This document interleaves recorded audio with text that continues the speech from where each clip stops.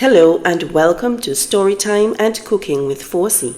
Today you're in for a treat as I'm going to show you two quick ways to prepare corned beef. The first way I learned was on the island of Dominica and the second way was on the island of Antigua. So join me and let's cook together.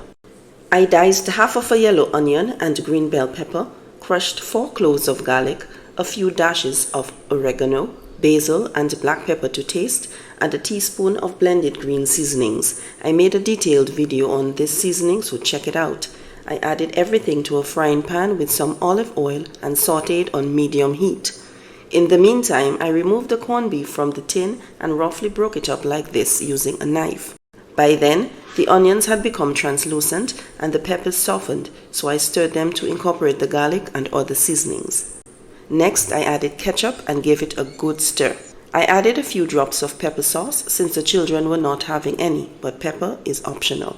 Finally, I added the corned beef and mixed it with the sauteed seasonings. Growing up on the eastern Caribbean island of Dominica, this is how it was made at home, so it's ready to be served like this. I should have presented the corned beef on a plate or pasted some on a slice of bread, but next time.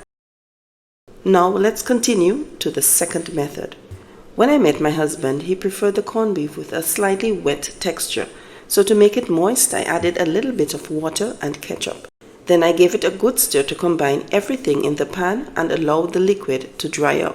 Here, I flattened the corned beef so you can see its progress and it's now ready to be served. Voila! This delicious corned beef made with love is served on a bed of lettuce with a bell pepper and olive salad and homemade dinner rolls. Stay tuned for the dinner roll recipe. Thanks for watching Storytime and Cooking with 4C. If you like this video, please give it a thumbs up and subscribe to my channel to watch more videos.